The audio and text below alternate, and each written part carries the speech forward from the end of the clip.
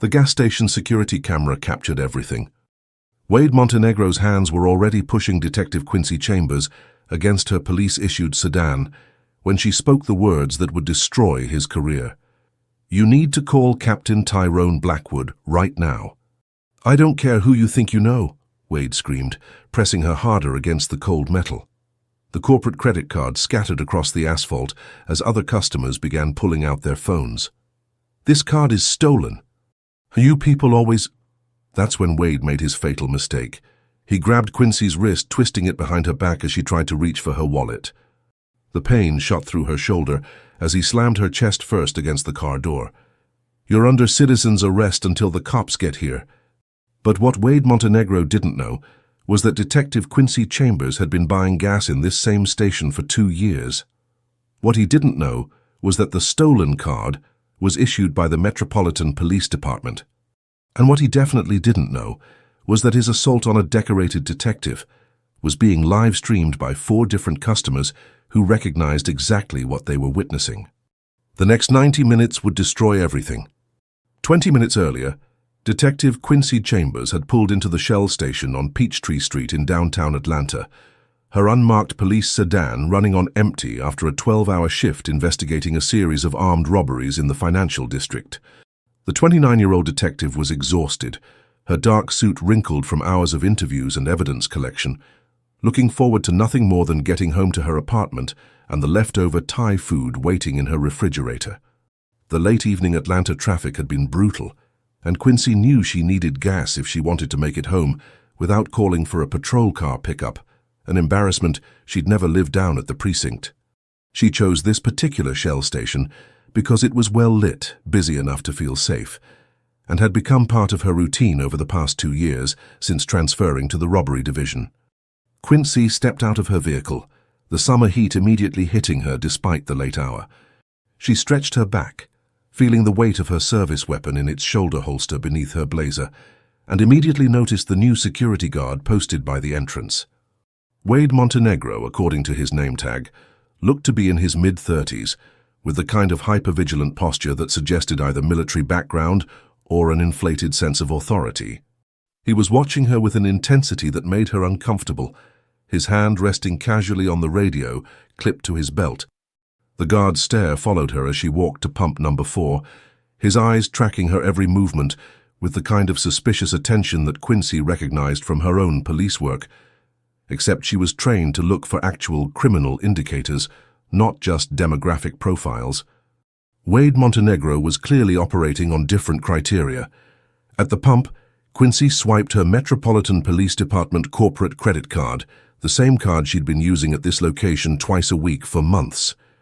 The card was standard issue for detectives who used personal vehicles for work purposes, clearly marked with Metro PD and her badge number, but Wade Montenegro apparently hadn't noticed those details from his position by the store entrance. As the gas pump activated and Quincy began filling her tank, she noticed Wade approaching, with the purposeful stride of someone who believed he was about to prevent a crime. His hand had moved to his flashlight, despite the adequate lighting, and his facial expression had shifted to what Quincy recognized as authority mode, the look officers got when they were about to assert dominance over what they perceived as a situation requiring control. "Excuse me, ma'am," Wade called out, his tone already containing the edge of suspicion. "I need to see some identification." Quincy looked up from the gas pump, genuinely confused. "I'm sorry?" "I said I need to see some ID. And I need to know where you got that credit card." The question hit Quincy with the familiar sting of racial profiling, something she'd experienced countless times, despite her profession, her credentials, and her years of service to the community. The assumption was clear. A young black woman using a corporate credit card at a gas station must be engaging in fraud. "This is my credit card," Quincy replied calmly, her police training kicking in automatically. "De-escalation, maintain dignity, gather information. Is there a specific reason you're questioning my purchase?" Wade's jaw tightened. "That's a corporate card." "You don't look like you work for any corporation that would issue that kind of credit line." The words hung in the air like a challenge. Around them, other customers began to take notice of the confrontation. An elderly black man pumping gas at Station 6 looked up with recognition. He'd seen this scene played out too many times. A young white couple getting snacks from their car paused to watch, phones already in their hands. "Officer," Quincy said, noting his security uniform but using the term loosely, "I can assure you this card was legally issued to me by my employer. Would you like to see additional identification?" "I'm not an officer, I'm security.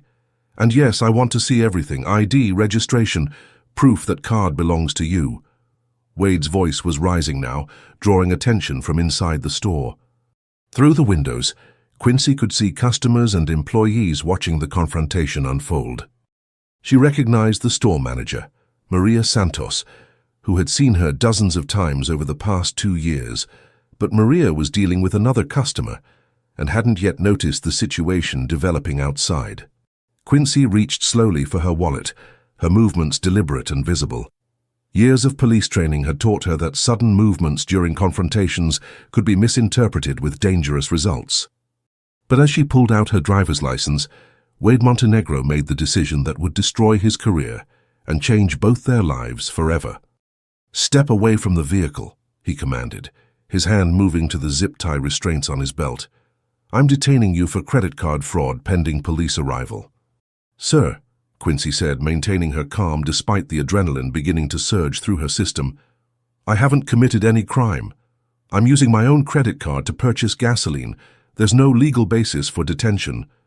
But Wade Montenegro was beyond reason. The power rush of authority, the validation of his suspicions, and the audience of witnesses had triggered something primal in him. He saw a young black woman questioning his judgment, and in his mind, that was resistance that needed to be overcome with force. "Turn around and put your hands on the car," he ordered, moving closer to Quincy. "Now."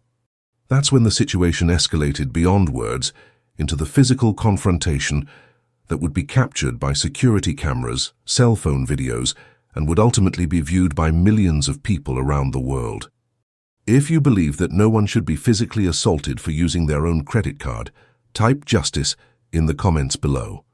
The transformation from verbal confrontation to physical assault happened in the space of 3 seconds, but those 3 seconds would be analyzed frame by federal investigators, civil rights attorneys, and millions of social media viewers who would witness Wade Montenegro's career-ending mistake.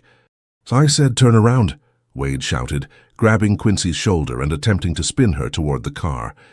The move was aggressive, unprofessional, and completely unjustified by any reasonable security protocol. Quincy's police training kicked in immediately. "Sir, you need to remove your hands from me. You have no legal authority to detain me, and you're committing assault." But Wade Montenegro was operating on adrenaline and prejudice rather than logic or law. In his mind, Quincy's calm response was defiance, her legal knowledge was manipulation, and her refusal to submit was resistance that needed to be overcome with greater force. "You're under citizen's arrest," Wade declared, a legal concept he clearly didn't understand, as he grabbed Quincy's wrist and twisted it behind her back. "I'm holding you until the police arrive." The pain shot through Quincy's shoulder as Wade applied pressure to her arm, forcing her against the side of her sedan. The corporate credit card fell from her hand and scattered across the asphalt, along with her driver's license and several business cards from her wallet. "You're hurting me," Quincy said clearly, her voice carrying across the gas station. "This is assault. Remove your hands immediately." But Wade had crossed a line from which there was no return. The physical contact had triggered his fight-or-flight response, and he was choosing fight. With his free hand, he grabbed his radio. "Control, this is Montenegro at Shell Peachtree. I have a subject in custody for credit card fraud. Request police backup immediately." The radio crackled with a response. "Copy Montenegro. Nature of the fraud? Subject attempted to use stolen corporate credit card. She's resisting detention." Around them, the scene was being recorded by multiple witnesses. David Chen, a college student filling up his Honda Civic at Pump 2, had started filming the moment Wade grabbed Quincy. His live stream was already attracting viewers who were commenting in real time about what they were witnessing. "This is crazy," David muttered into his phone camera. "This security guard is attacking a woman for using a credit card. Y'all seeing this?" At Pump 6, Robert Washington, The elderly man, who had recognized the familiar pattern of racial profiling, approached the store entrance to get the manager's attention. "Maria," he called to the store manager, "you need to get out here. Your security guard is assaulting a customer." Inside the store, Maria Santos was dealing with a complicated lottery ticket situation, but Robert's urgent tone made her look up immediately. Through the windows, she could see Wade Montenegro holding someone against a car, and her heart sank. She'd hired Wade just 3 months ago against her better judgment, after corporate insisted they needed better security presence during night shifts. Outside, Wade was escalating the situation further. "Stop resisting!" he yelled, though Quincy was complying with every command while verbally asserting her rights. "I'm not resisting," Quincy replied, with the kind of calm that came from years of dealing with hostile situations. "I'm informing you that you're committing a crime. This is false imprisonment and assault." Wade's response was to press Quincy harder against the car, his forearm against her back.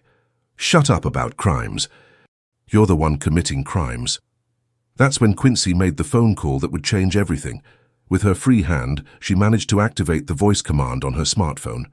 "Call Captain Blackwood," she said clearly. Wade heard the command and panicked.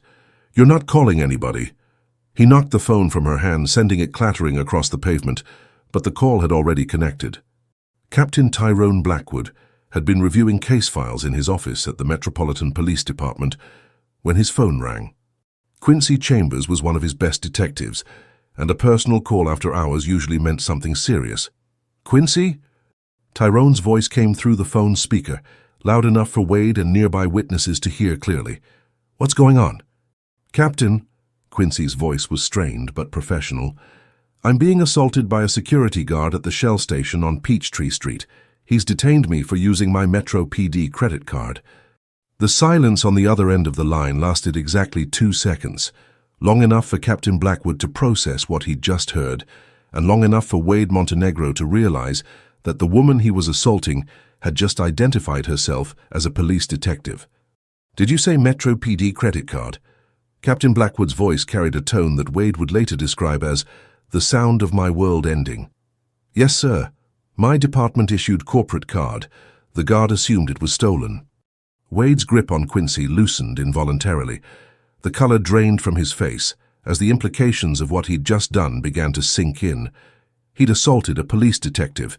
He'd falsely imprisoned a law enforcement officer. He'd committed crimes against the exact type of person who would know how to prosecute him. But the worst part was still coming. "Quincy," Captain Blackwood's voice was now deadly serious. "Are you injured?"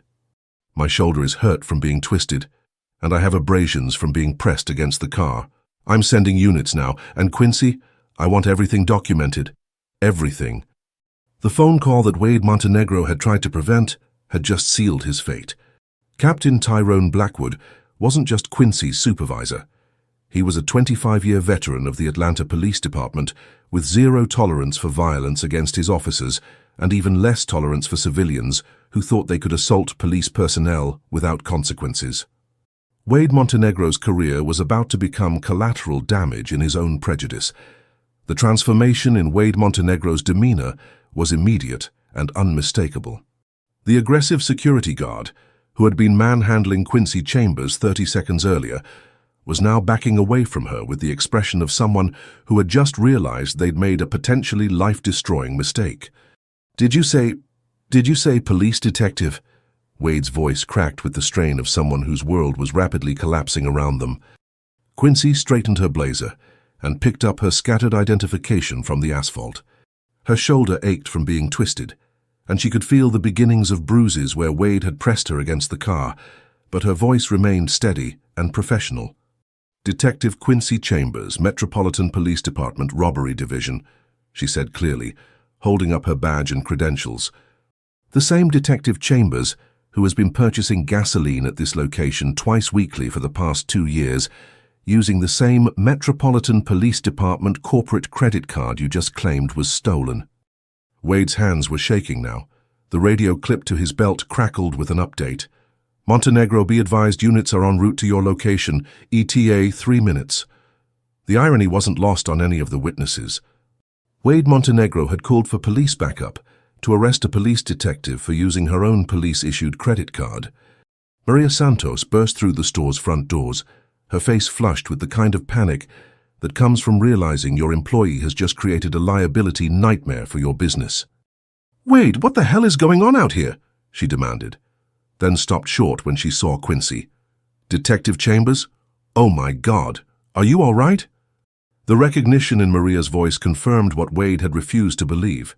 Quincy Chambers was exactly who she claimed to be, and she was a regular customer who had never caused any problems, never acted suspiciously, and never given anyone any reason to question her right to be there. "Maria," Quincy said calmly, "your security guard assaulted me for using my department credit card. He accused me of fraud, physically restrained me, and refused to allow me to provide identification that would have cleared up any confusion." Maria's face went pale. Wade Montenegro had been hired against her recommendations, forced on her by corporate executives who insisted that the station needed more aggressive security presence during night shifts. She had argued that their existing cameras and community relationships were sufficient, but corporate had overruled her, and now she was facing exactly the kind of incident she had warned them about. "Wade," Maria's voice was deadly quiet, "please tell me you didn't assault a police detective." Wade's mouth opened and closed silently. The weight of what he'd done was finally sinking in completely. He hadn't just made a mistake. He'd committed multiple felonies against a law enforcement officer, while surrounded by witnesses and security cameras. David Chen, the college student who had been live-streaming the encounter, continued his commentary. "Chat, this is insane. The security guard just assaulted a detective. Look at his face. He knows he's screwed." The comments are going crazy. Indeed, David's livestream had attracted over 3,000 viewers in the past few minutes, and the comment section was exploding with reactions. "This guard is about to get arrested by the person he just arrested. R.I.P. this man's career. How do you assault a cop and think you're gonna be okay? This is what racial profiling gets you." Robert Washington, the elderly witness, shook his head with the weary recognition of someone who had seen this story play out too many times. "Young man," he said to Wade, "you just made the biggest mistake of your life." The sound of sirens could be heard in the distance now, growing closer. Wade's radio crackled again. "Montenegro, units are 2 minutes out. What's the status of your suspect?" Wade looked at the radio, then at Quincy, then at the growing crowd of witnesses recording everything. He keyed the radio with trembling hands. "Control, there might be a misunderstanding." "Say again, Montenegro." Wade couldn't bring himself to say the words. "How do you tell dispatch that you've just assaulted the exact type of person they're sending to arrest your suspect?" Quincy, displaying the kind of professionalism that had earned her commendations and promotions, took control of the situation. "May I?" she asked, gesturing to Wade's radio. He handed it over without resistance, understanding that he was no longer in charge of anything. "Control, this is Detective Quincy Chambers, Metro PD," she said into the radio. "I'm the subject of your fraud call." "There was no fraud. I was assaulted by your security guard while using my department-issued credit card. Responding units should be advised they're responding to an assault on a police officer, not a credit card fraud." The silence from dispatch was telling. "Detective Chambers, can you repeat that?" "Security guard Wade Montenegro physically assaulted me while I was purchasing gasoline with my Metro PD corporate card. I have witnesses, video evidence, and visible injuries. I'm requesting responding units document everything and take Mr. Montenegro into custody." Wade Montenegro sank against the gas pump behind him. The full weight of his actions was hitting him like a physical blow. He had assaulted a police detective. He had committed felonies. He had done it in front of witnesses, security cameras, and live-streaming social media. But the worst part was still coming.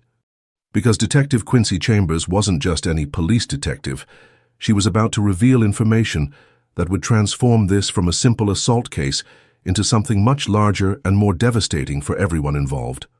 The approaching sirens were getting louder, and Wade Montenegro was about to learn that some mistakes are too big to take back, and some truths are too powerful to suppress. The first police cruiser pulled into the Shell station, with lights flashing but no siren, followed immediately by a second unit, and then an unmarked sedan, that Wade Montenegro didn't recognize but should have. The cavalry had arrived, but not for the person Wade had expected. Sergeant Patricia Miller emerged from the first cruiser, a 15-year veteran who had worked with Quincy Chambers on multiple cases and immediately recognized both the detective and the gravity of the situation. Officer James Rodriguez followed from the second unit, his hand resting cautiously on his radio as he assessed the scene. But it was the occupant of the unmarked sedan who would change everything, Captain Tyrone Blackwood himself. Captain Blackwood was an imposing figure at 6'3", with 25 years of police experience etched into every line of his face. He had driven directly from headquarters the moment he received Quincy's call, understanding that an assault on one of his detectives required his personal attention. His expression as he surveyed the scene was the kind of controlled fury that experienced officers learn to respect and fear. "Detective Chambers," Captain Blackwood's voice carried the authority of someone accustomed to being obeyed immediately. "What's your status?" "Shoulder injury from being physically restrained, sir. Abrasions from being pressed against the vehicle. The suspect," she gestured to Wade Montenegro, "accused me of credit card fraud, refused to examine my identification, and physically assaulted me when I attempted to clarify the situation." Wade Montenegro stood frozen by the gas pump, watching his career disintegrate in real time. The approaching officers weren't coming to arrest Quincy Chambers for fraud. They were coming to arrest him for assaulting a police detective. Sergeant Miller approached Wade with her handcuffs ready. "Sir, I need you to turn around and place your hands behind your back." "Wait." Wade's voice was desperate now. "There's been a misunderstanding. I thought she was using a stolen credit card. I was just doing my job." Captain Blackwood stepped forward, and Wade instinctively stepped back. The captain's voice was quiet, but it carried the weight of absolute authority. "Mr. Montenegro, your job is security, not law enforcement. You have no training in credit card fraud investigation, no authority to detain citizens, and no legal right to put your hands on my detective. What you did isn't security work. It's assault." Officer Rodriguez was documenting everything with his body camera while taking statements from witnesses. David Chen provided his live stream footage, which had captured the entire incident from multiple angles. Robert Washington gave a detailed account of Wade's aggressive behavior. Maria Santos confirmed that Quincy was a regular customer who had never caused any problems. But it was Maria's next revelation that would expand this case far beyond a simple assault. "Captain," Maria said hesitantly, "I think you should know that Wade's behavior tonight isn't unusual. He's been aggressive with other customers too, especially—" She trailed off, clearly uncomfortable with what she was about to say. "Especially what, Miss Santos?" Captain Blackwood's tone indicated he already suspected what she was going to reveal. "Especially black customers, sir. I've had to talk to him about it twice in the past month. He seems to assume that certain customers don't belong here, or that they're up to something." Wade's face went ashen. Maria had just revealed that his assault on Detective Chambers wasn't an isolated incident, but part of a pattern of discriminatory behavior. Captain Blackwood's expression darkened. "Ms. Santos, I'm going to need you to provide detailed statements about these other incidents. Officer Rodriguez, I want a complete investigation into Mr. Montenegro's employment history and any complaints filed against him or this location." The scope of the case was expanding rapidly. What had begun as a single assault was now revealing itself as potential systematic discrimination that could involve civil rights violations. Quincy, despite her injuries and the trauma of the assault, was already thinking like a detective. "Captain, I'd like to request that we review all security footage from this location for the past 3 months. If Mr. Montenegro has been targeting customers based on race, there will be evidence." Wade Montenegro realized that his situation was deteriorating beyond anything he could have imagined. Not only was he facing assault charges, but now there was talk of investigating his pattern of behavior with other customers. "I want a lawyer," he said quietly. "Smart choice," Sergeant Miller replied as she secured the handcuffs. "Wade Montenegro, you're under arrest for assault on a police officer, false imprisonment, and civil rights violations. You have the right to remain silent." As Wade's rights were being read, David Chen's livestream was exploding with viewer reactions. The video had been shared across multiple social media platforms, and Carter Justice for Detective was already trending locally. But the story was far from over. Because what nobody at the gas station knew yet was that Wade Montenegro's employer had implemented training protocols that would soon be revealed as systematic preparation for exactly the kind of discriminatory behavior he had just exhibited. The investigation that was about to unfold would expose not just one security guard's prejudice, but an entire corporate culture that had encouraged and rewarded the harassment of minority customers while providing legal cover for discriminatory actions. Wade Montenegro was about to discover that his assault on Detective Quincy Chambers had just triggered a federal investigation that would destroy not only his career, but the careers of everyone who had created the system that had trained him to see black customers as inherent threats. 3 hours after Wade Montenegro's arrest, Detective Quincy Chambers sat in the Metropolitan Police Department's Internal Affairs office, her shoulder wrapped in medical tape and her statement being recorded by Detective Lieutenant Sarah Morrison. What had begun as a simple assault case was rapidly evolving into something much larger and more complex. "Detective Chambers," Lieutenant Morrison said, reviewing the preliminary report, "I want to make sure I understand the sequence of events.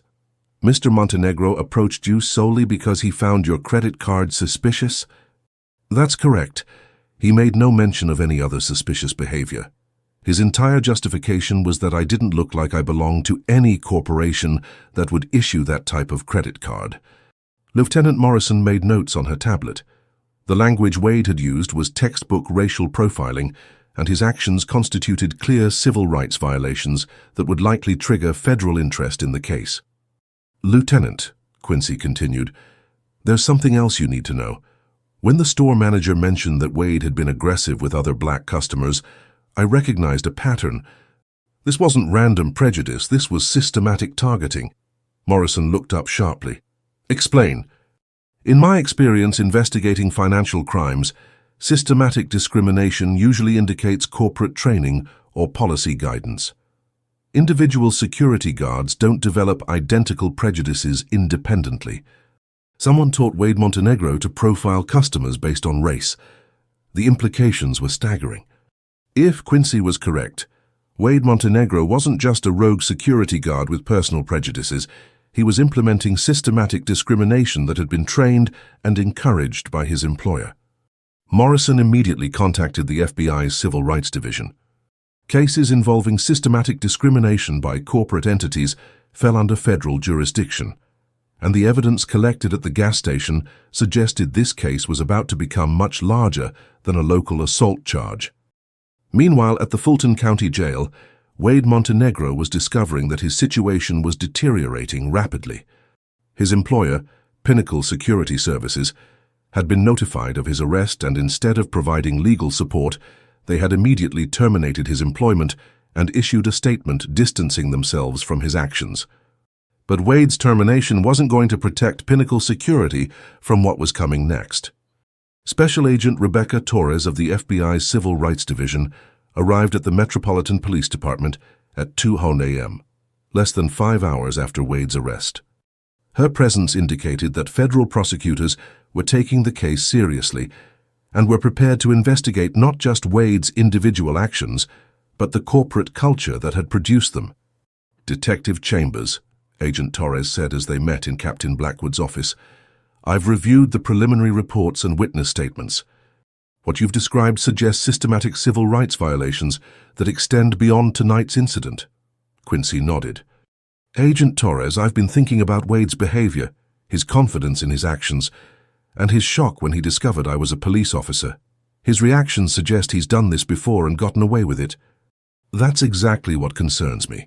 Individual prejudice is one thing, but systematic discrimination indicates corporate policy or training. We need to investigate Pinnacle Security's protocols, training materials, and performance metrics." Captain Blackwood leaned forward in his chair. "Agent Torres, what kind of federal charges are we looking at?" "If we can prove systematic discrimination, we're looking at civil rights violations under 18 U.S.C. 242, deprivation of rights under color of law." If Pinnacle Security created policies that encouraged or enabled this behavior, we could be looking at conspiracy charges against corporate executives.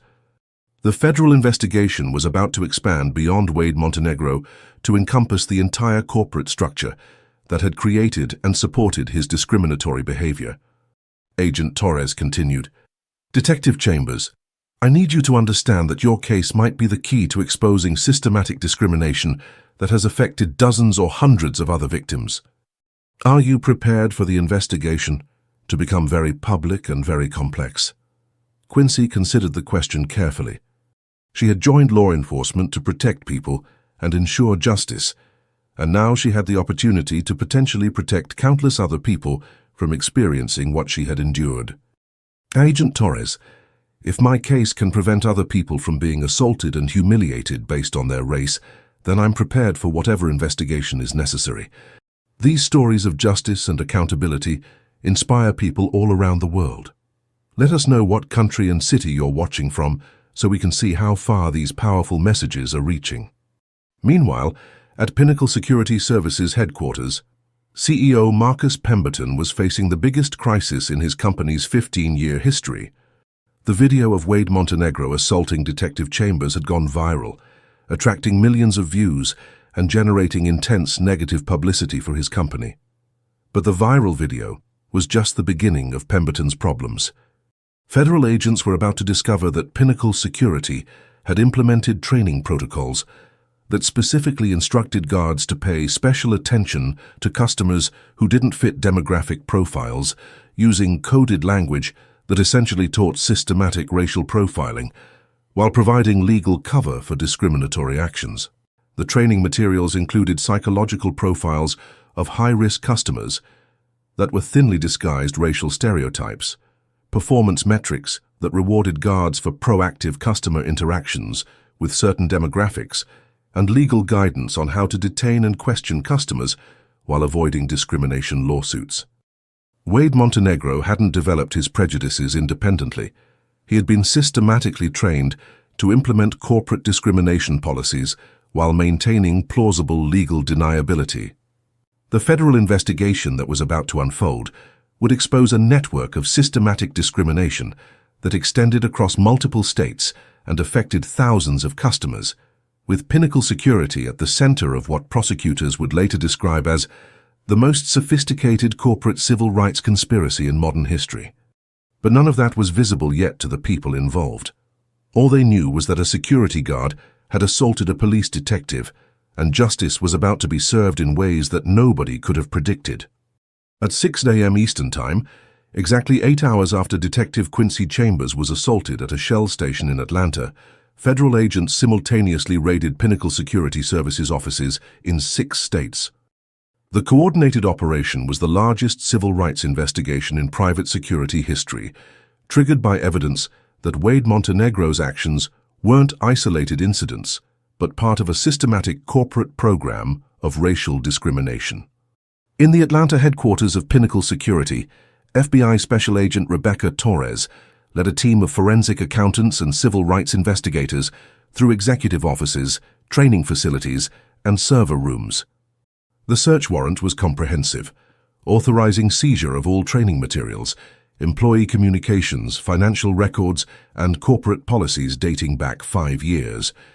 CEO Marcus Pemberton watched helplessly as agents photographed his office, seized his computers, and secured filing cabinets containing what would later prove to be the most damaging evidence against his company. His decision to implement enhanced customer profiling protocols 3 years earlier was about to be exposed as systematic racial discrimination disguised as business security. "Mr. Pemberton," Agent Torres announced as her team entered his office, "we have a federal search warrant for all materials related to Pinnacle Security's training, employment, and customer interaction policies. You are not under arrest at this time, but I strongly recommend you contact your attorney." Pemberton's hands shook as he watched federal agents dismantling his corporate empire. The video of Wade Montenegro assaulting Detective Chambers had already cost his company 12 major contracts and generated the kind of negative publicity that destroyed businesses overnight. But federal criminal charges would be far worse than bad publicity. Meanwhile, in the corporate training center, Special Agent David Martinez discovered evidence that would transform the case from individual assault to systematic conspiracy. Locked filing cabinets contained detailed psychological profiles designed to help security guards identify high-risk customers based on demographic characteristics that were clearly racial codes. "Agent Torres," Martinez called out, "you need to see this immediately." The training materials were sophisticated and legally crafted to avoid explicit racial language while teaching guards to systematically target minority customers. Documents included customer behavior analysis guides that described normal shopping activities as suspicious when performed by black customers, demographic risk assessment tools that correlated zip codes with criminal likelihood, and proactive engagement protocols that essentially taught guards how to harass customers while avoiding discrimination lawsuits. But the most damaging evidence was a series of corporate memos marked confidential legal strategy that proved Pinnacle's executives were fully aware their practices violated federal civil rights laws. The memos contained explicit cost-benefit analyses of systematic discrimination versus civil rights compliance. One document, dated just 6 months earlier, was particularly damning. Current litigation costs for racial profiling settlements, $847,000 annually, remain significantly below additional revenue generated through enhanced customer deterrence protocols, $3, $2 million annually. Legal department recommends maintaining current operational standards while strengthening documentation procedures to improve legal defensibility. The memo provided mathematical proof that Pinnacle Security had consciously chosen to violate civil rights laws because the financial benefits exceeded the legal costs. It transformed the case from potential discrimination into proven criminal conspiracy. Agent Torres immediately contacted the Department of Justice Civil Rights Division. "We have documentary evidence of systematic civil rights violations with financial motivation," she reported.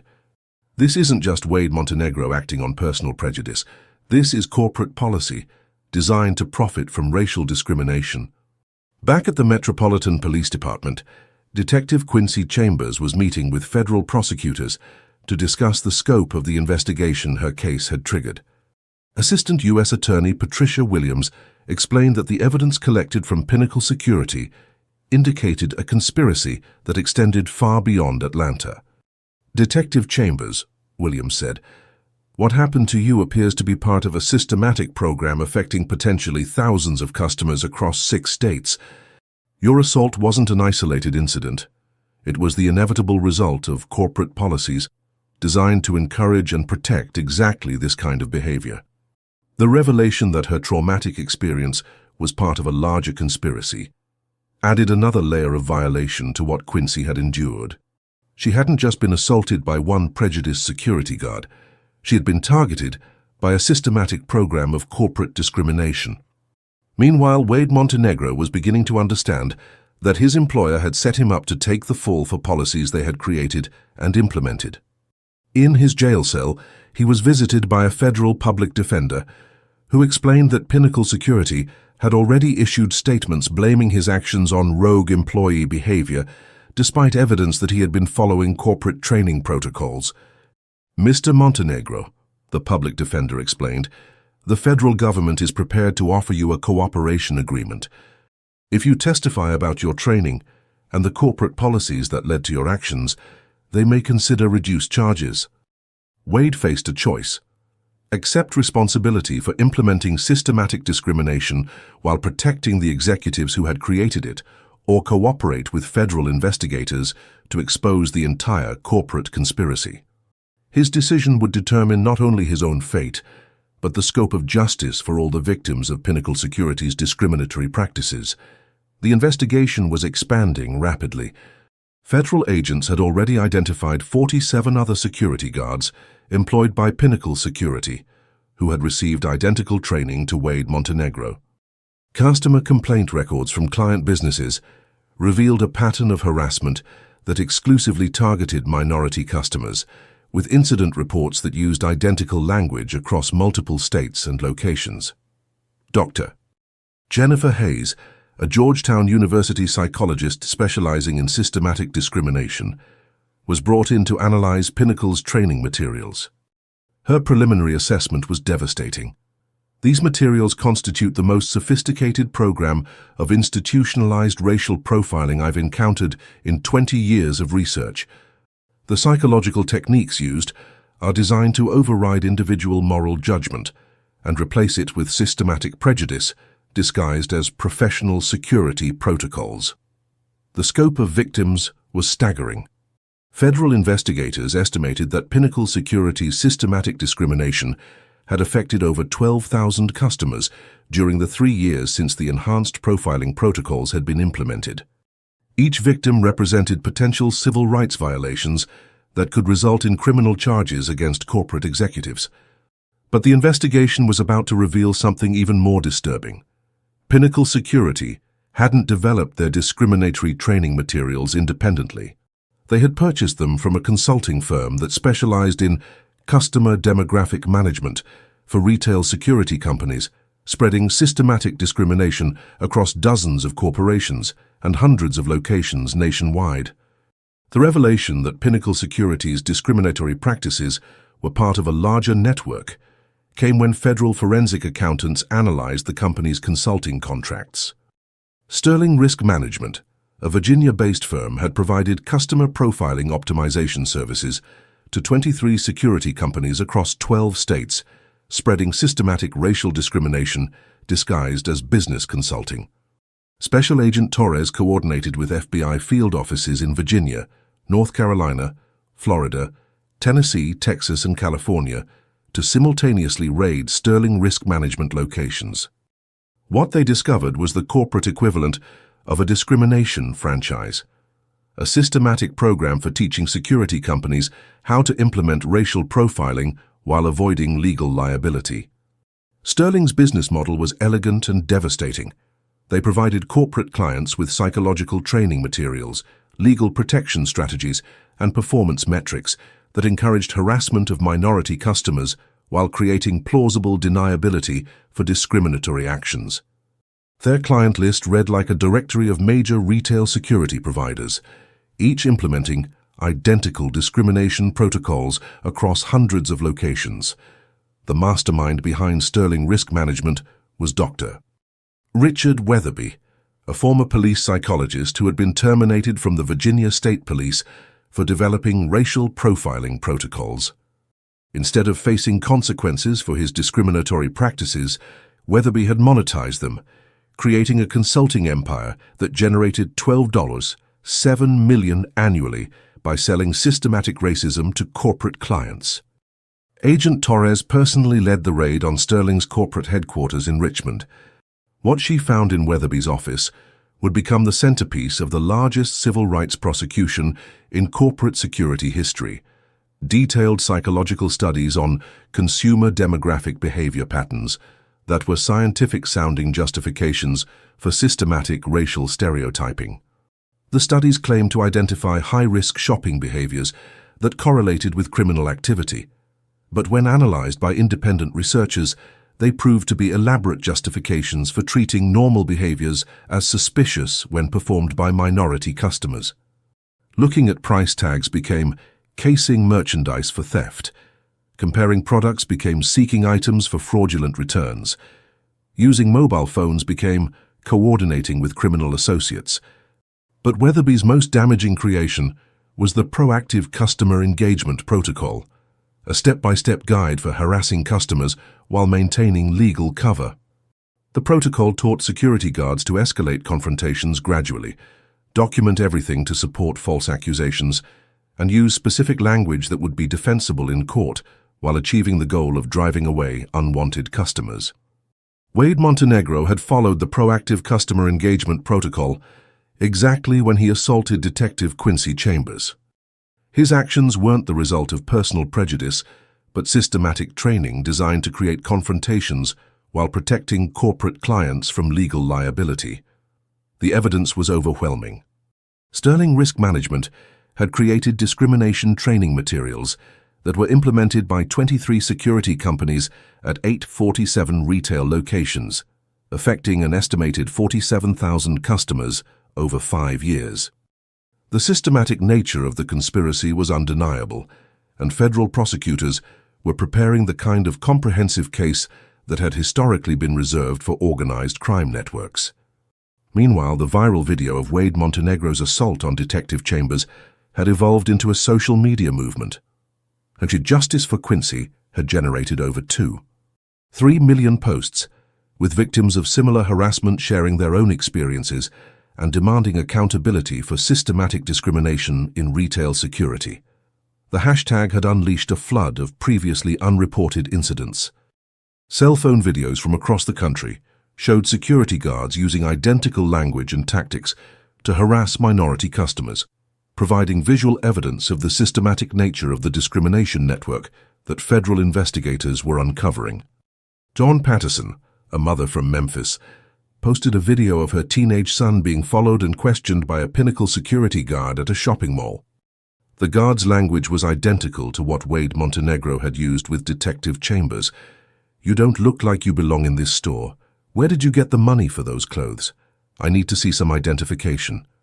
Similar videos emerged from Dallas, Charlotte, Jacksonville, and Birmingham, all showing Pinnacle security guards implementing identical harassment protocols against minority customers. The systematic nature of the discrimination was becoming undeniable. Dr. Jennifer Hayes, the Georgetown psychologist analyzing the training materials, provided expert testimony that would prove crucial to the federal prosecution. What we're seeing isn't individual prejudice, it's systematic conditioning.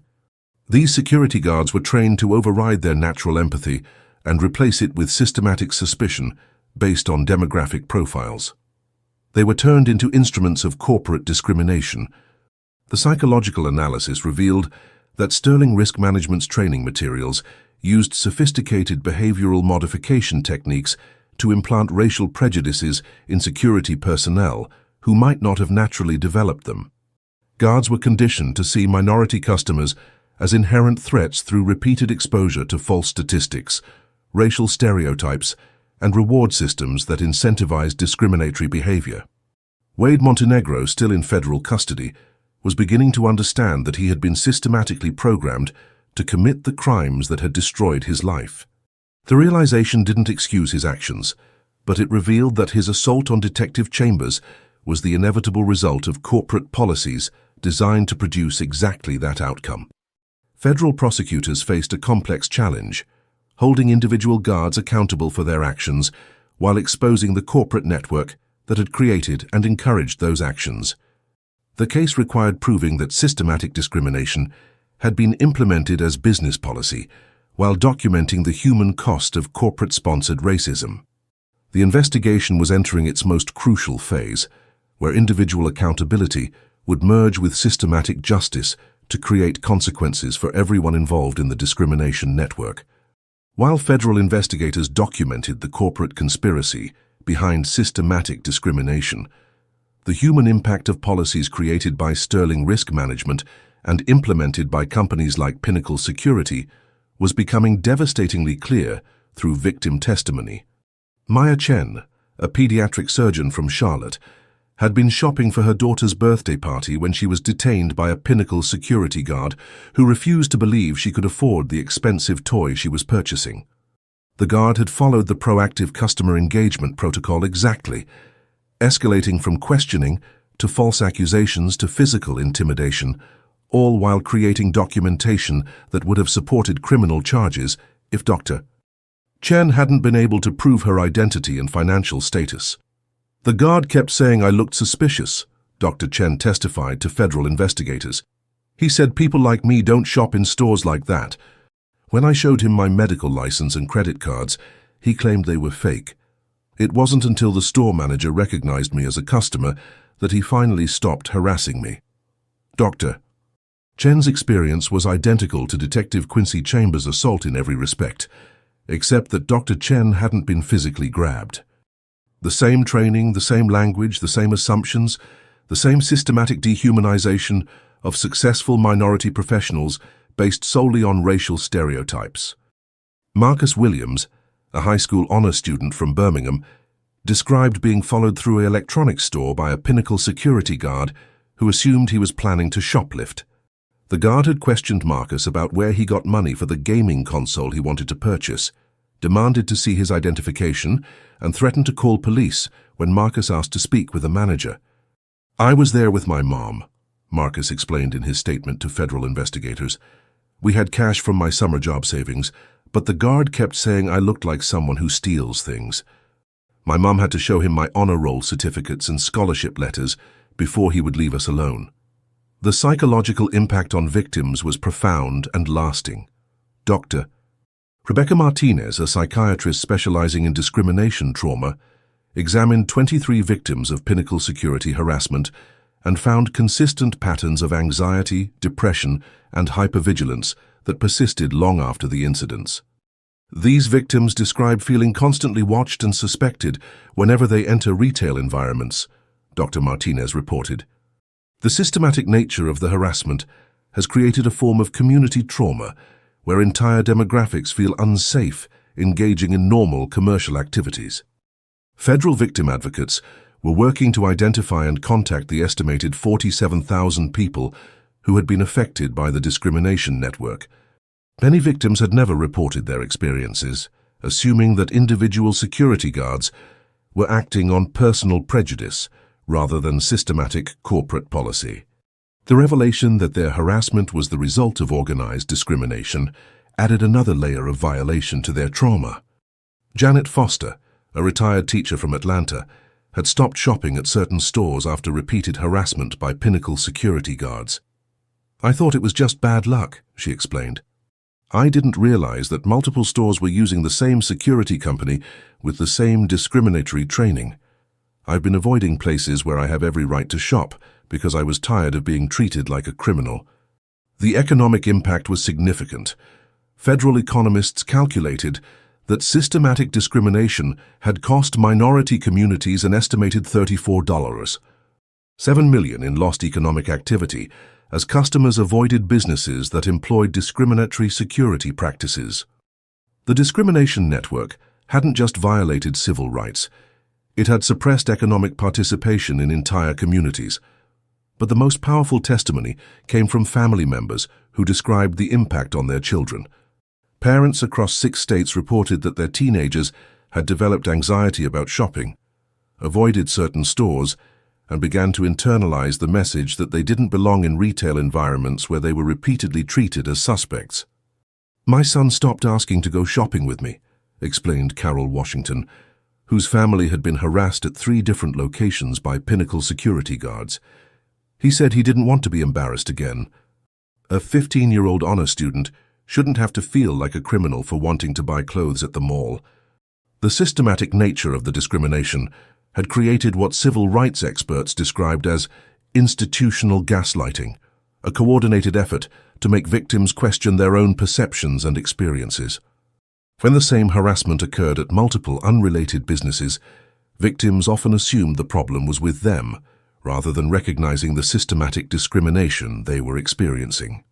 Detective Quincy Chambers' case had exposed a network of corporate-sponsored racism that had affected thousands of families across multiple states. The assault she suffered wasn't an isolated incident, but the inevitable result of policies specifically designed to create confrontations while protecting corporations from legal liability. Agent Torres, who had been coordinating the multi-state investigation, summarized the scope of the conspiracy in her report to the Department of Justice. "What we have documented is the most sophisticated systematic discrimination network in modern American history. Corporate executives created, funded, and implemented policies that turned routine commercial interactions into systematic harassment campaigns targeting minority customers. The federal prosecution that was being prepared would seek to hold accountable not just individual security guards like Wade Montenegro, but the corporate executives who had created the system that trained them to commit civil rights violations. The case would test whether American justice could address discrimination that had been systematized, corporatized, and implemented as business policy. 6 weeks after Wade Montenegro assaulted Detective Quincy Chambers at a Shell station in Atlanta, federal prosecutors unsealed the largest civil rights conspiracy indictment in corporate security history. The charges were staggering in their scope. 47 individual defendants across 12 states, including corporate executives, training consultants, and security personnel, all accused of participating in systematic discrimination that violated federal civil rights laws. Dr. Richard Weatherby, the architect of Sterling Risk Management's discrimination network, was charged with conspiracy to violate civil rights, racketeering, and fraud.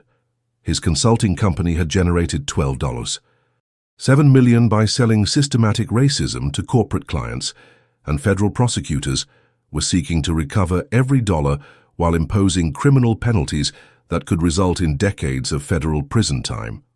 Marcus Pemberton, CEO of Pinnacle Security Services, faced charges that included conspiracy, civil rights violations, and financial fraud.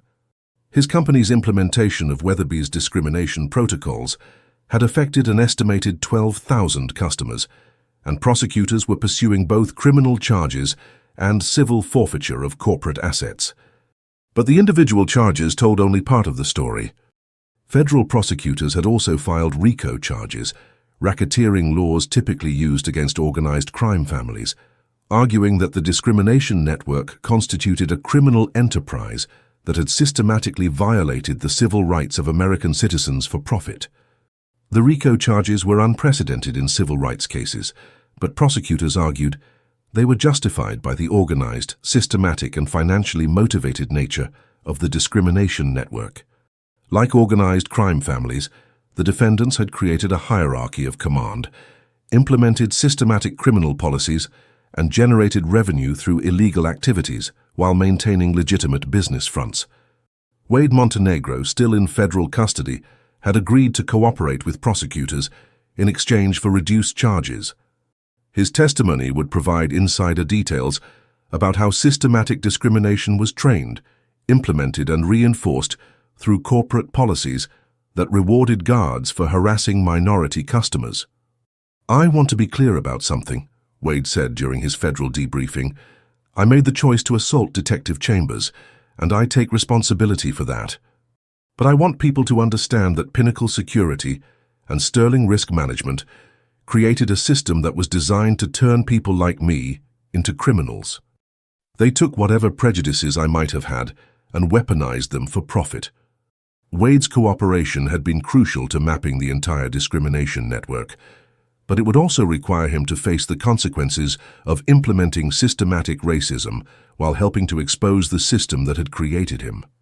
His testimony would be essential to prosecuting the corporate executives who had designed and profited from the discrimination protocols. The federal indictments generated immediate corporate responses.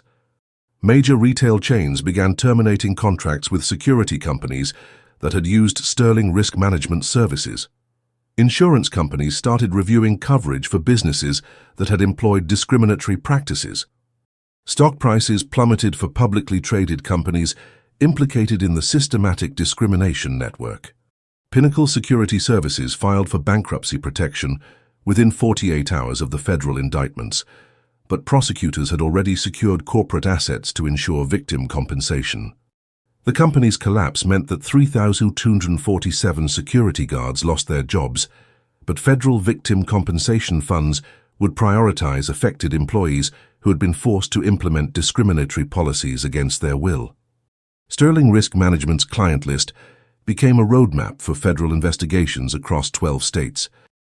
Each company that had purchased discrimination training materials was subjected to federal scrutiny, and many began implementing comprehensive civil rights compliance programs to avoid criminal charges. The scope of the investigation continued to expand as more victims came forward. Federal victim advocates had set up hotlines in 6 states to collect reports of discriminatory harassment, and the response was overwhelming. Thousands of people who had experienced harassment by private security guards began sharing their stories, creating a comprehensive database of systematic discrimination. Dr. Jennifer Hayes, the Georgetown psychologist who had analyzed the training materials, testified before Congress about the systematic nature of corporate discrimination. "What we're seeing represents a new form of institutionalized racism," she explained to lawmakers.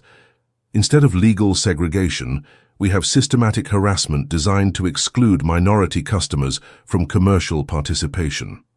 The psychological impact is similar to historical discrimination, but the legal structure is more sophisticated. Congressional hearings were scheduled to examine how systematic discrimination had been allowed to flourish in corporate security without federal oversight. The investigation sparked discussions about new legislation to regulate private security companies and require civil rights training for all personnel who interact with the public. Meanwhile, Detective Quincy Chambers was preparing for the trial that would determine whether corporate executives would face criminal penalties for systematic discrimination. Her assault had triggered the investigation, but the case had evolved far beyond her individual experience to encompass thousands of victims and a systematic violation of civil rights that had operated for years. The federal prosecution would test whether American justice could address discrimination that had been corporatized, systematized, and implemented as business policy. The outcome would determine not only the fate of individual defendants, but the future of civil rights enforcement in corporate America. The federal courthouse in Atlanta was surrounded by news vans and protesters as the trial of the systematic discrimination network began 8 months after Wade Montenegro's assault on Detective Quincy Chambers. The case had evolved from a single incident into the largest civil rights prosecution in corporate security history, with implications that would reshape how private security operates in American retail environments.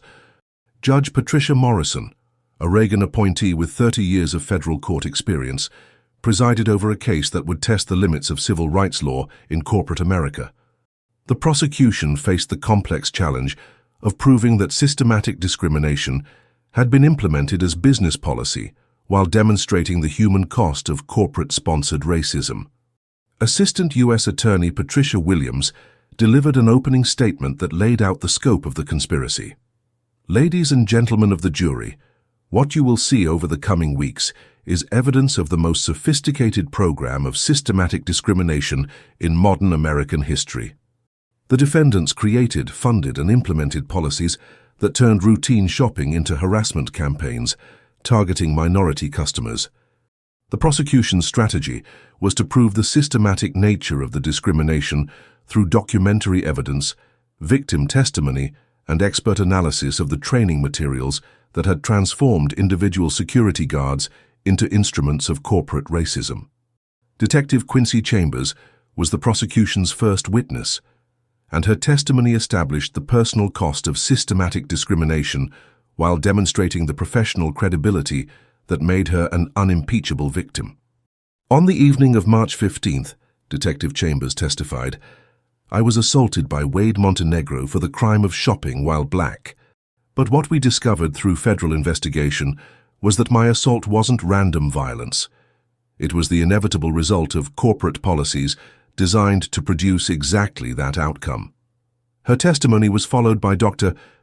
Maya Chen, Marcus Williams, and dozens of other victims who described identical harassment experiences across multiple states and locations.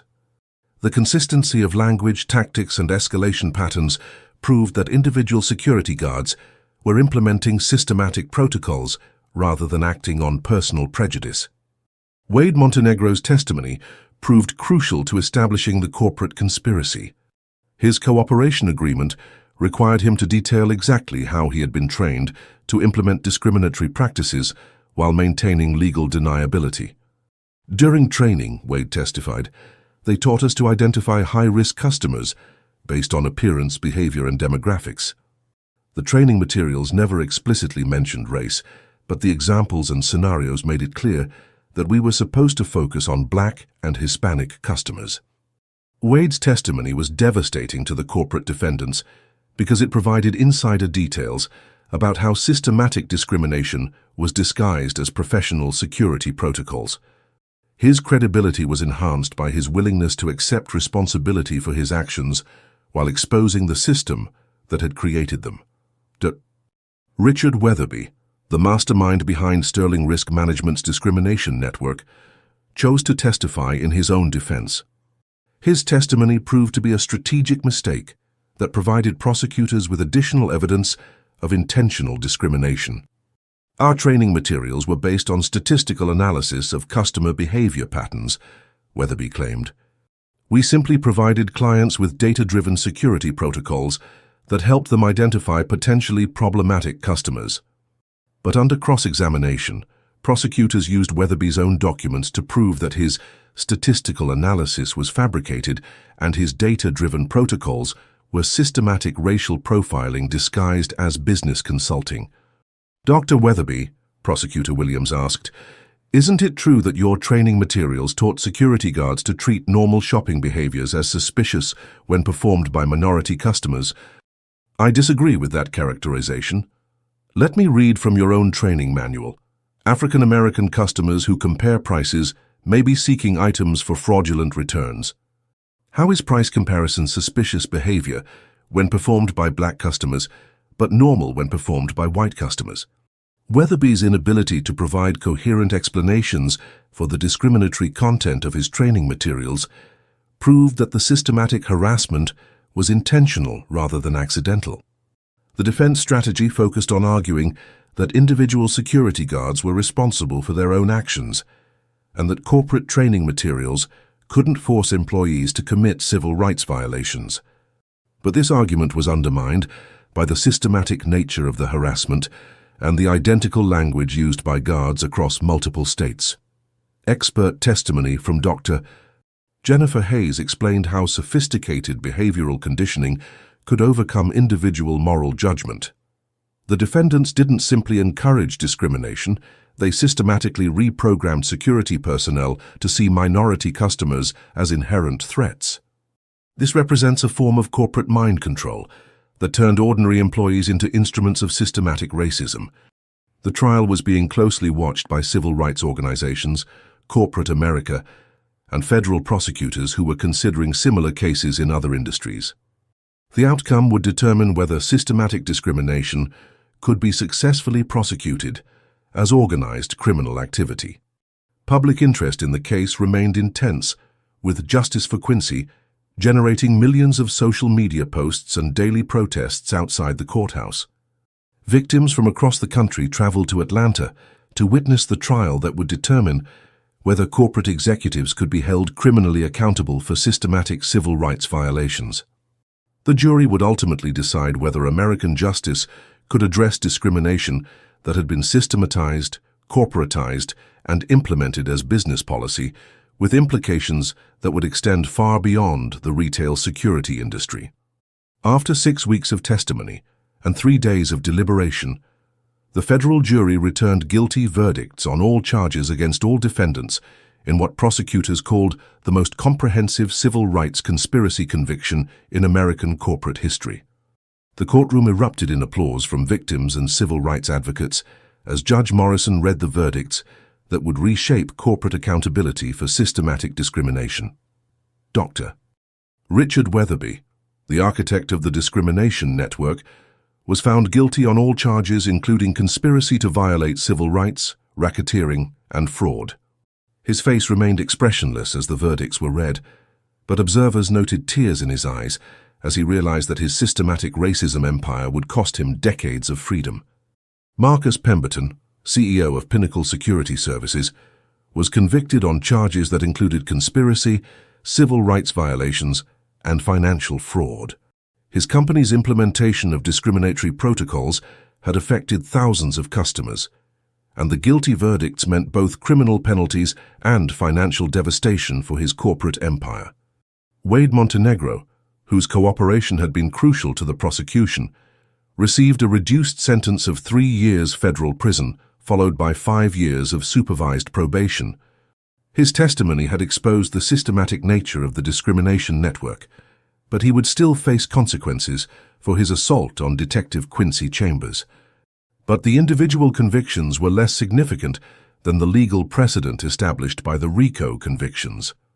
Federal prosecutors had successfully argued that systematic discrimination constituted organized criminal activity, creating new tools for prosecuting corporate civil rights violations. Today's verdicts send a clear message, said Assistant U.S. Attorney Patricia Williams in her post-trial press conference. Corporations cannot systematize discrimination and expect to avoid criminal liability. When businesses create policies that violate civil rights, they will face the full force of federal prosecution. The sentences imposed by Judge Morrison were severe and reflected the systematic nature of the discrimination network. Dr. Richard Weatherby received 18 years in federal prison, the longest sentence ever imposed for civil rights violations in corporate consulting. His Sterling Risk Management Company was dissolved, and its assets were forfeited to fund victim compensation programs. Marcus Pemberton received 12 years in federal prison, and Pinnacle Security Services was permanently disbanded with all contracts terminated and assets liquidated.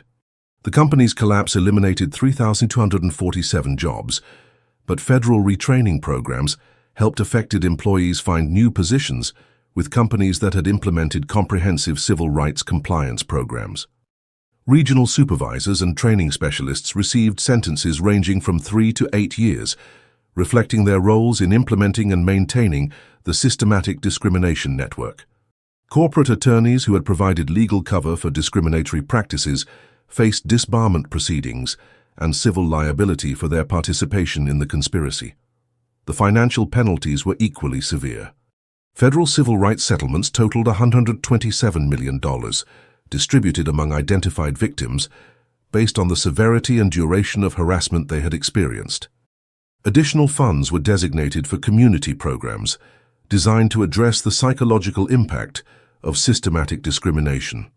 Detective Quincy Chambers, whose assault had triggered the investigation that exposed the entire network, was present in the courtroom for the verdict reading. Her reaction was measured but emotional as she saw justice served not only for her individual case, but for the thousands of other victims who had suffered systematic harassment. "This case was never just about what happened to me," Detective Chambers said in a statement after the verdicts. "It was about creating accountability for systematic discrimination that affects entire communities." Today's verdicts prove that corporate executives cannot hide behind business policies when those policies violate fundamental civil rights. The convictions generated immediate changes in corporate security practices across the United States. Major retail chains implemented comprehensive civil rights training programs, diversity oversight committees, and customer interaction protocols designed to prevent discriminatory harassment. Insurance companies began requiring civil rights compliance certifications before providing coverage for security services. Professional licensing boards implemented new requirements for security personnel, including mandatory bias recognition training and regular recertification programs. The Private Security Accountability Act, federal legislation inspired by the case, was introduced in Congress with bipartisan support. The law would require federal licensing for security companies, mandatory civil rights training for all personnel, and criminal penalties for corporate executives who create or maintain discriminatory policies. But the most significant impact was on individual lives. Victims who had been isolated by systematic harassment discovered they were part of a larger community of people who had experienced identical discrimination. Support groups formed across multiple states, creating networks of mutual assistance and advocacy. Dr. Maya Chen, the pediatric surgeon who had been harassed while shopping for her daughter's birthday party, established the Civil Rights in Commerce Foundation, providing legal assistance to victims of retail discrimination and funding research into the psychological impact of systematic harassment. Marcus Williams, the high school honor student who had been followed through an electronics store, was awarded a full scholarship to study civil rights law, with plans to become a federal prosecutor specializing in corporate discrimination cases. The ripple effects of the prosecutions extended beyond the retail security industry. Federal investigators opened similar cases in healthcare security, educational institution security, and transportation security, looking for evidence of systematic discrimination in other sectors. Corporate America had learned that systematic discrimination would be prosecuted as organized criminal activity, with individual executives facing decades in federal prison for creating policies that violated civil rights. The era of corporate-sponsored racism, disguised as business policy, was ending, replaced by legal accountability that made discrimination too expensive and too dangerous for legitimate businesses to implement. 2 years after Wade Montenegro assaulted Detective Quincy Chambers at a Shell station in Atlanta, the ripple effects of that confrontation had transformed not only individual lives, but entire systems of corporate accountability and civil rights enforcement across the United States. The Shell station on Peachtree Street had become an unlikely landmark in the civil rights movement, marked by a bronze plaque that read, "On this site, courage confronted conspiracy and justice prevailed over systematic discrimination." The station manager, Maria Santos, had requested the memorial to honor both the victims of discrimination and the federal agents who had exposed systematic injustice. Detective Quincy Chambers stood beside the plaque on the second anniversary of her assault, reflecting on how a routine gas purchase had evolved into a federal case that redefined corporate civil rights enforcement. She was now director of the Metropolitan Police Department's Civil Rights Enforcement Division, leading a specialized unit that investigated systematic discrimination in both public and private sectors. "What happened to me that night wasn't just about one security guard's prejudice," Detective Chambers explained to a gathering of civil rights advocates and law enforcement officials. It exposed a systematic network of corporate-sponsored discrimination that affected thousands of families across multiple states. The Civil Rights Enforcement Division had already investigated 23 other companies suspected of implementing discriminatory practices using investigative techniques pioneered during the Pinnacle security prosecution.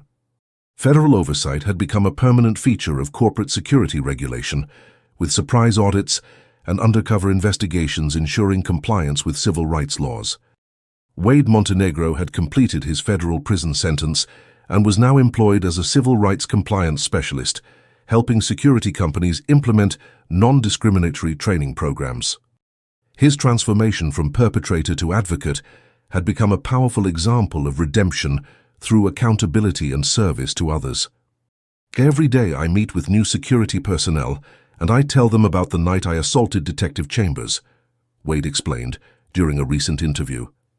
"I explain how corporate training turned my prejudices into criminal actions and how those actions destroyed my life while hurting an innocent person. Most importantly, I tell them that they have a choice about who they become and what they stand for." Wade's speaking engagements at security training academies had reached over 12,000 law enforcement and security personnel. His first-hand account of how systematic discrimination was implemented and the consequences of participating in corporate-sponsored racism had become a central component of federal civil rights training programs. The broader impact of the prosecution extended far beyond individual accountability. Corporate America had fundamentally changed how security services were regulated, trained, and deployed in retail environments. The risk of federal prosecution had proven more effective than decades of civil rights advocacy in motivating corporate compliance with anti-discrimination laws. Major retail chains had voluntarily implemented comprehensive civil rights monitoring systems, customer interaction protocols that explicitly prohibited demographic profiling, and performance metrics that rewarded customer service rather than harassment. The cost of potential federal prosecution had made discrimination economically unsustainable for legitimate businesses. Dr. Richard Weatherby remained in federal prison, serving an 18-year sentence that had effectively ended his career as a discrimination consultant. His sterling risk management empire had been completely dismantled, with former clients required to implement court-supervised civil rights compliance programs to avoid prosecution. The legal precedent established by the RICO convictions had been applied to systematic discrimination cases in healthcare, education, and transportation security. Federal prosecutors now had tools to address corporate civil rights violations that had previously been difficult to prosecute under individual discrimination statutes. Congress had passed the Private Security Accountability Act, creating federal licensing requirements for security companies, mandatory civil rights training for all personnel, and criminal penalties for corporate executives who create discriminatory policies. The law had become a model for other industries where systematic discrimination had been documented. But the most significant transformation was in how American society understood the relationship between individual prejudice and systematic discrimination. The Pinnacle security case had demonstrated that corporate policies could weaponize personal biases to create systematic injustice while providing legal cover for discriminatory actions. Dr. Jennifer Hayes, the Georgetown psychologist who had analyzed the discrimination training materials, established the Center for Corporate Civil Rights Research, studying how businesses either perpetuate or prevent systematic discrimination. Her research had influenced corporate diversity programs, federal regulatory policy, and civil rights legal strategy. The Pinnacle security case taught us that individual prejudice becomes systematic discrimination when it's organized, funded, and implemented as business policy, Dr. Hayes explained in her congressional testimony, advocating for expanded civil rights enforcement. We learned that corporate accountability requires not just individual consequences, but systematic transformation of the policies and cultures that create discrimination. Victim advocacy programs established with federal settlement funds had provided assistance to over 8,000 people who had experienced discriminatory harassment by private security personnel. Support groups, legal assistance programs, and community education initiatives had transformed isolated victims into a powerful advocacy network, demanding continued accountability. The Civil Rights in Commerce Foundation, established by Dr. Maya Chen, had become a national resource for victims of retail discrimination, providing legal assistance, counseling services, and advocacy training. The foundation had already helped secure civil rights settlements in 47 additional cases, while lobbying for stronger federal anti-discrimination enforcement. As Detective Quincy Chambers concluded her remarks at the memorial ceremony, she reflected on the unexpected journey from victim to advocate that had defined her career and potentially protected countless other Americans from systematic discrimination. What we learned is that in America, justice isn't guaranteed by perfect institutions or flawless individuals, she said. It depends on ordinary people who refuse to accept discrimination as normal, who choose courage when confronted with injustice, and who believe that all Americans deserve to be treated with dignity and respect. 5 years after the Shell Station incident that sparked the largest civil rights prosecution in corporate security history, Detective Quincy Chambers received an unexpected phone call that would demonstrate the lasting impact of her decision to fight back against systematic discrimination. The caller was Dr. Sarah Johnson, a young black woman who had just graduated from Harvard Law School with a specialty in civil rights prosecution. Dr. Johnson was calling to thank Detective Chambers for inspiring her career choice and to share news that the federal case had influenced similar investigations in 12 other countries. Detective Chambers, Dr. Johnson said, "I was 15 years old when I watched the news coverage of your case. Seeing a black woman stand up to systematic discrimination and win justice not just for herself, but for thousands of other victims, that's what made me decide to become a civil rights attorney." Dr. Johnson had been hired by the Department of Justice Civil Rights Division specifically to investigate corporate discrimination cases using the legal precedents established by the Pinnacle security prosecution. Her first assignment was leading a federal investigation into systematic discrimination in airport security, where preliminary evidence suggested that private contractors were implementing profiling protocols similar to those exposed in the retail security case. The international impact of the case had exceeded everyone's expectations. The European Union had implemented new regulations for private security services based on the Pinnacle security prosecution, requiring civil rights training and government oversight for companies operating in member nations. Similar legislation was being considered in Canada, Australia, and the United Kingdom, as governments recognized that systematic discrimination could be exported as easily as any other business practice. Detective Chambers had become an unlikely international figure, invited to speak at conferences on corporate accountability in London, Brussels, and Toronto. Her experience had demonstrated that individual courage could expose systematic injustice and create changes that protected people across national boundaries. What we learned in Atlanta, Detective Chambers told the International Conference on Corporate Civil Rights, is that discrimination doesn't respect borders. When American companies export systematic racism disguised as business consulting, it affects people worldwide. Justice requires international cooperation to address corporate crimes that cross national boundaries. The global response had been swift and comprehensive. Interpol had created a specialized unit to investigate international corporate discrimination networks, recognizing that companies like Sterling Risk Management could easily relocate operations to countries with weaker civil rights enforcement. Meanwhile, Wade Montenegro had completed his transformation from perpetrator to advocate, establishing the Accountability and Redemption Institute, a non-profit organization that provided counseling and education services for individuals who had participated in systematic discrimination. His institute had helped over 300 former security guards, police officers, and corporate employees address the psychological impact of implementing discriminatory policies. People don't realize the trauma that comes from being used as an instrument of systematic discrimination, Wade explained during a TED Talk that had been viewed over 3 million times. When you discover that your actions hurt innocent people because you are following corporate policies designed to exploit your prejudices, it destroys your sense of self. Recovery requires acknowledging the harm you've caused while working to prevent others from making the same mistakes. Wade's institute had become a model for restorative justice programs that addressed both the victims and perpetrators of systematic discrimination. His approach emphasized accountability, education, and service as pathways to redemption for individuals who had participated in corporate civil rights violations. The economic impact of the case had been equally transformative.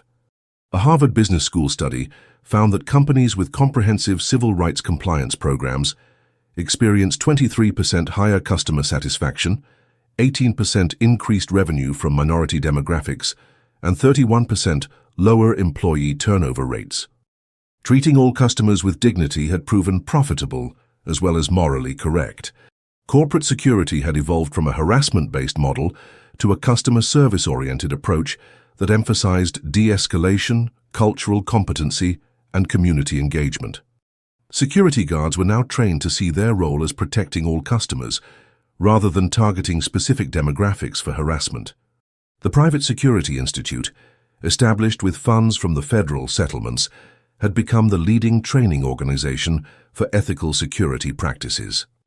Their curriculum, developed with input from civil rights organizations and community leaders, had trained over 15,000 security personnel in non-discriminatory customer interaction protocols.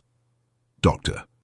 Maya Chen, whose harassment while shopping for her daughter's birthday party had been one of the key pieces of evidence in the federal prosecution, had established scholarship programs that provided funding for minority students pursuing careers in law enforcement and civil rights law. Her Civil Rights in Commerce Foundation had awarded $3,7 million in scholarships to 247 students, helping to diversify the professions responsible for protecting civil rights.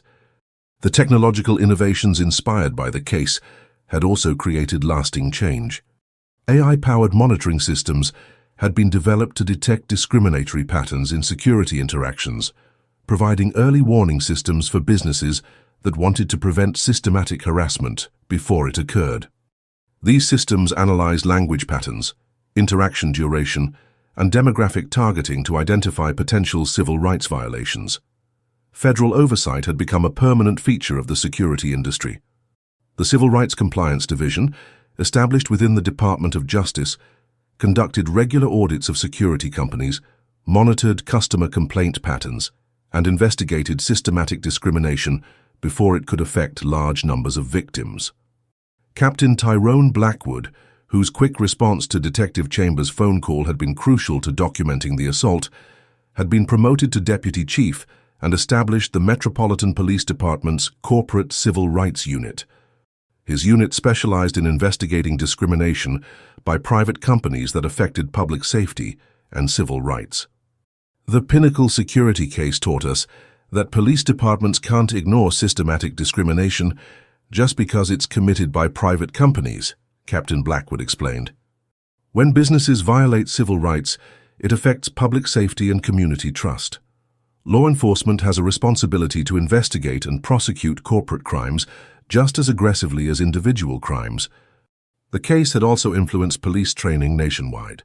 Academies across the country now included modules on recognizing and investigating corporate discrimination, understanding the relationship between individual prejudice and systematic policies, and protecting victims of business-sponsored civil rights violations.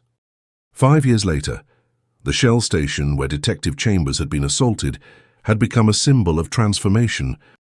The location now hosted an annual Civil Rights in Commerce conference, bringing together business leaders, law enforcement officials, and community advocates to discuss continuing challenges and emerging solutions. Maria Santos, the store manager who had witnessed the assault, had been promoted to regional supervisor and had implemented customer service training programs that emphasized dignity and respect for all customers. Her region had become a model for inclusive retail practices that generated both customer loyalty and increased revenue. The memorial plaque at the gas station had become a destination for civil rights advocates and students studying the intersection of corporate power and individual dignity. Visitors often commented that such an ordinary location, a gas station where people routinely stopped for fuel, had become the site where systematic discrimination was exposed and ultimately defeated. As Detective Chambers reflected on the 5-year anniversary of her assault, she understood that the transformation sparked by that traumatic night had created protections for countless Americans who would never know how close they had come to experiencing similar harassment.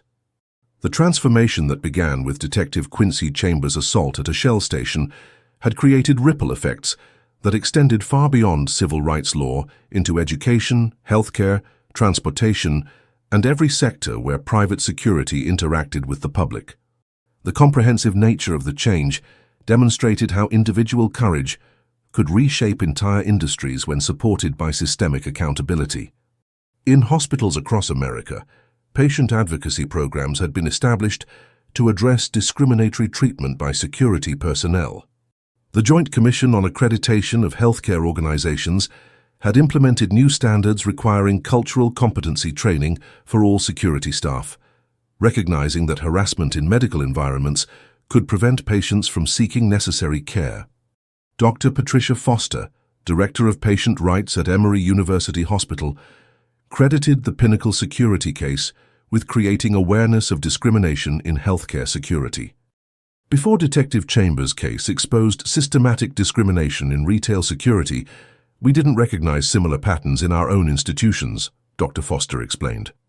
Now we understand that anywhere security personnel interact with vulnerable populations, there's potential for systematic discrimination to develop. Educational institutions had implemented similar reforms.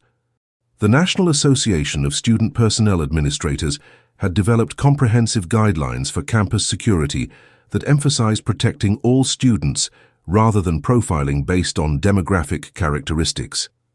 Universities reported significant improvements in campus climate and student satisfaction after implementing non-discriminatory security practices. Transportation security had undergone perhaps the most dramatic transformation. The Transportation Security Administration had reviewed and revised screening protocols that had disproportionately targeted minority passengers, recognizing that systematic discrimination in travel security created both civil rights violations and actual security vulnerabilities by misdirecting attention from genuine threats. Agent Jennifer Walsh, who had led the TSA Reform Initiative, explained the connection between civil rights and effective security. When security personnel focus on demographic profiles rather than behavior and evidence, they miss actual threats while harassing innocent people. The Pinnacle security case taught us that discrimination isn't just morally wrong. It makes us less safe by creating biased attention that ignores real security concerns. The financial services industry had also embraced the lessons of the case. Banks, credit unions, and investment firms had implemented customer interaction training that emphasized respectful service regardless of customer demographics, recognizing that discriminatory treatment could violate both civil rights laws and financial service regulations. Michelle Rodriguez, a community bank president in Miami, had voluntarily implemented comprehensive civil rights training after studying the Pinnacle security case. We realized that our security and customer service protocols could inadvertently discriminate against minority customers, Rodriguez explained. The federal prosecution showed us that systematic discrimination could develop in any industry where customer interactions are influenced by demographic assumptions. The insurance industry had created new liability products specifically designed to protect businesses from discrimination claims while incentivizing civil rights compliance.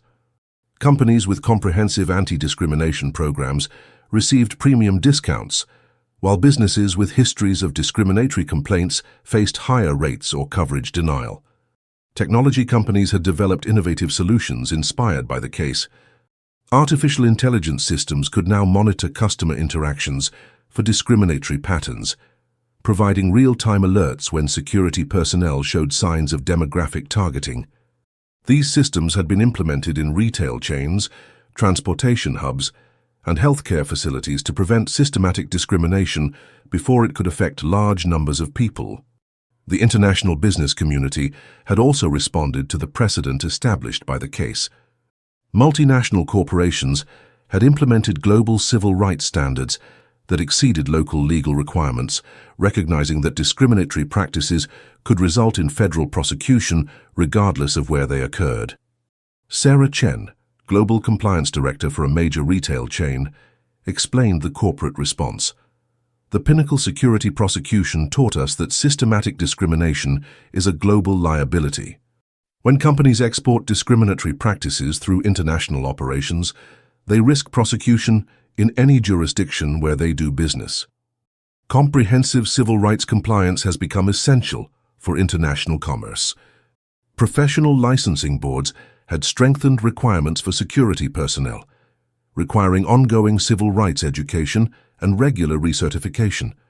Security guards could now lose their licenses for participating in discriminatory harassment, creating individual accountability that supported corporate compliance efforts.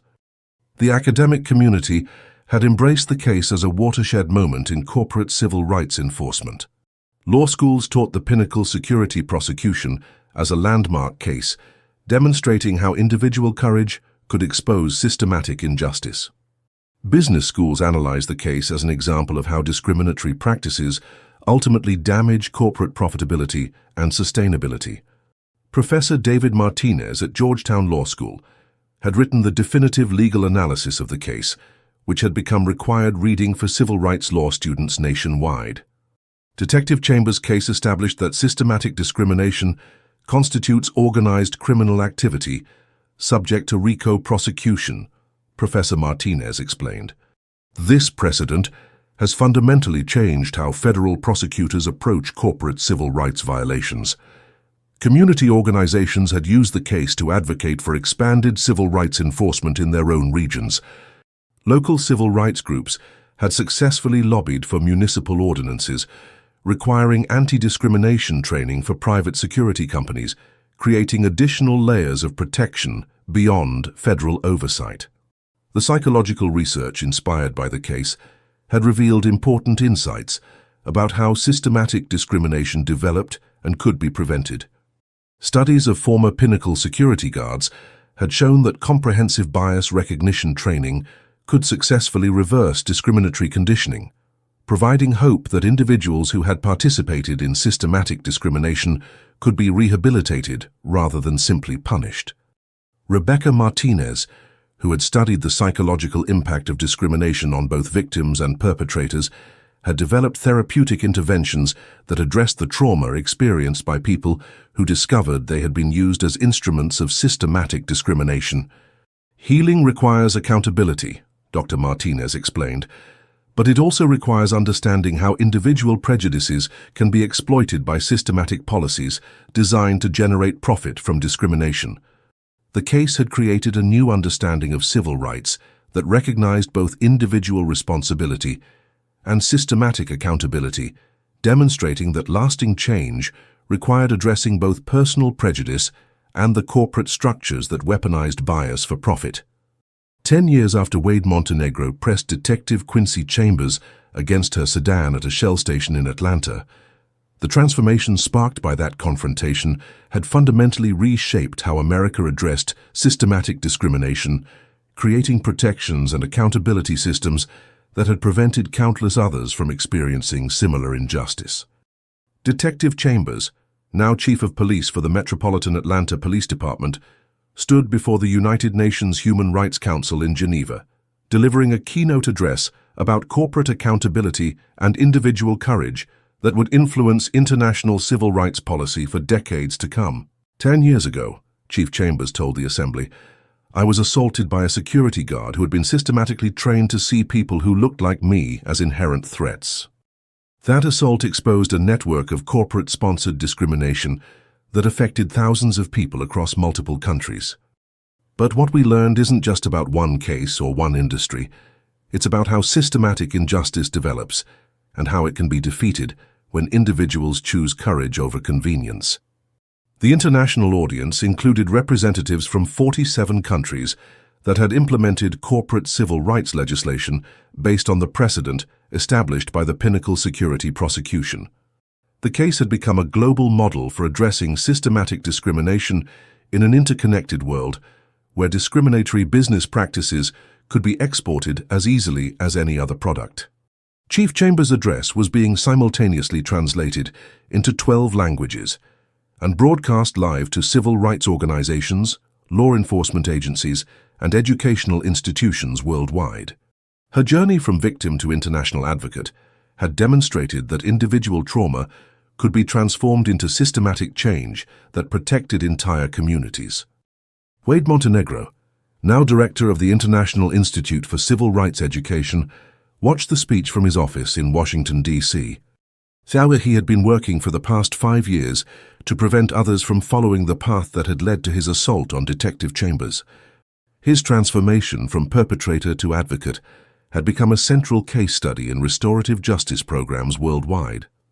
I wake up every morning knowing that I once pointed a gun at an innocent woman because corporate training had weaponized my prejudices, Wade had written in his recently published memoir, Programmed for Prejudice, How Corporate Discrimination Nearly Destroyed My Life. The book had become required reading in criminology and business ethics courses, providing insight into how systematic discrimination was created, implemented, and ultimately defeated. Wade's institute had trained over 45,000 security personnel, police officers, and corporate executives in civil rights compliance, bias recognition, and ethical decision-making. His programs had been implemented in 23 countries and had contributed to a 67% reduction in documented cases of systematic discrimination in private security services. The economic impact of the transformation had been profound. The civil rights compliance industry, which hadn't existed before Detective Chambers' case, now generated over $3 billion annually in training services, monitoring systems, and compliance consulting.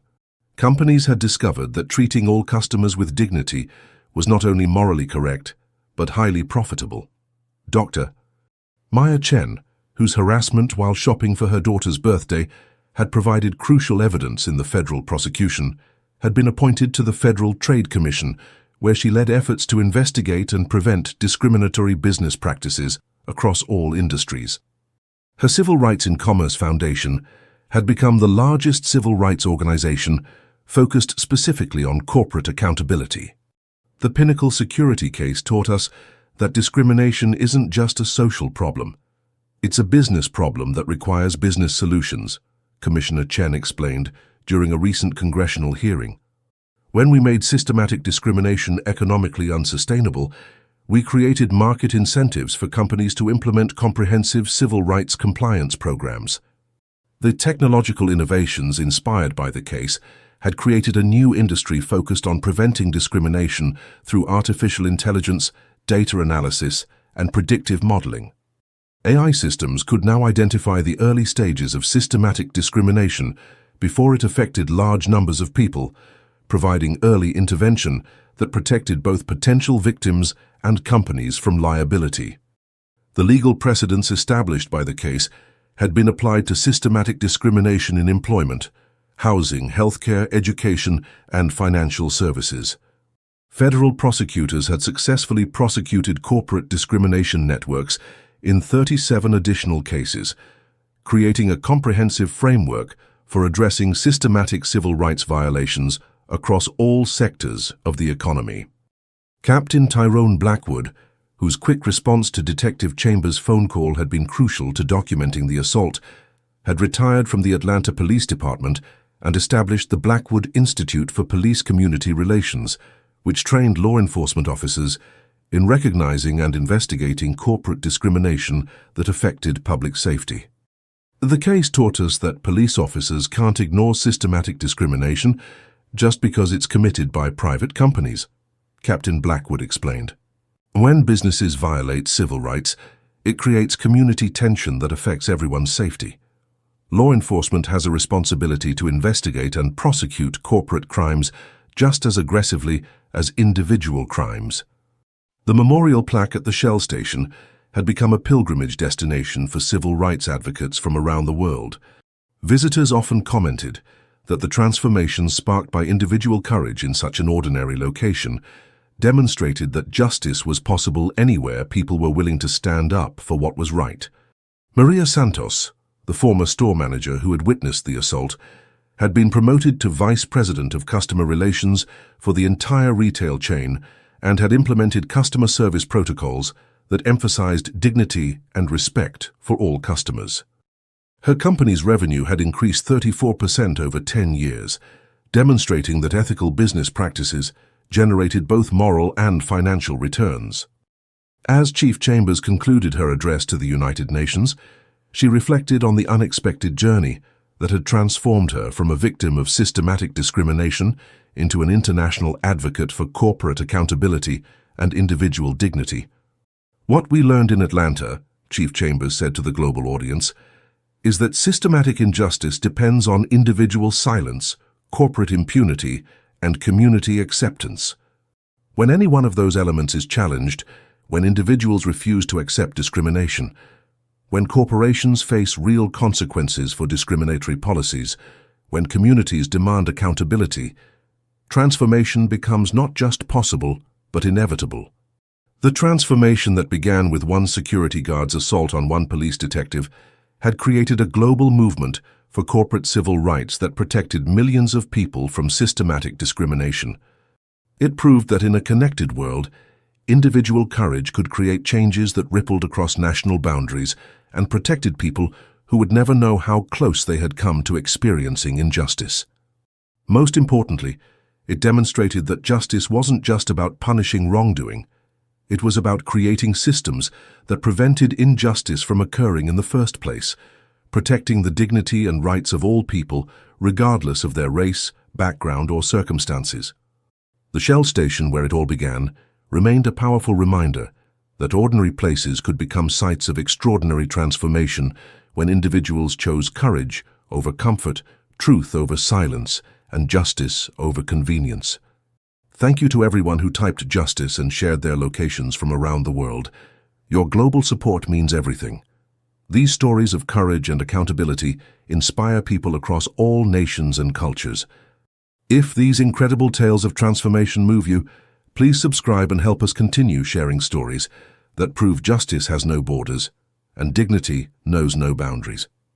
Until next time, keep believing in the power of truth and the courage to stand up for what's right.